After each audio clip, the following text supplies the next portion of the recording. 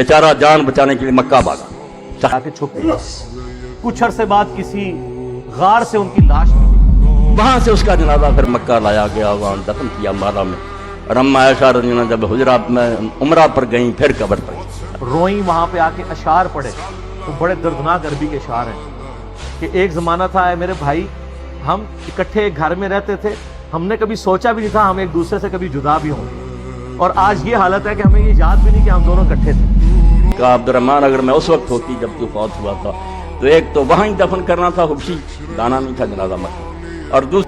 और अगर मैं तेरी मौत के वक्त तेरे पास मौजूद होती और साथ ये कफन दफन वाला मामला करती तो मैं तेरी कब्र पे भी ना आती, क्योंकि तू मेरी गैर मौजूदगी में फौत हुआ इसलिए मैं तेरी कब्र पे और उसकी तरफ से वो गुलाम आजाद करते लिए मुस्तदर हाकिम में पड़ वो लाश ला के फिर मक्के में ला के दफनाया गया उसको। और अम्मा आयशा को देर तक ये शुआ रहा कि मुआविया ने मर रहा है। इस तरह कोई आदमी अचानक नहीं मर सकता, ये भाई जो सोया ही ना उठा इसने जानम में पड़ा। आप इस पूरे सिनेरियो में देखें मोहम्मद बिन बकर के साथ क्या किया इन लोगों ने। अब्दुर्रहमान बिन अबी बकर के साथ दो भाई अम्मा आयशा के इस तरीके से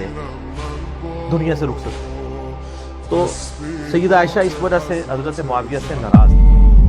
कि वो लोग जो हजरत अबू बकर सिद्दीक के बेटों के कातलों के वफादार हैं, वो मुआजा शरीफ के सामने किस मुंह से खड़े होंगे जिस खिड़की पर खलीफा रसूल साहब रसूल हजरत अबू बकर सिद्दीक लिखा हुआ है, किस मुंह से मुआजा शरीफ के सामने जाके हजरत अबू बकर सिद्दीक को अकीदत से सलाम कहते हैं कि जिनके दिलों में हजरत मोहम्मद बिन अबू बकर के कातलों से राहो रस्म भी हो,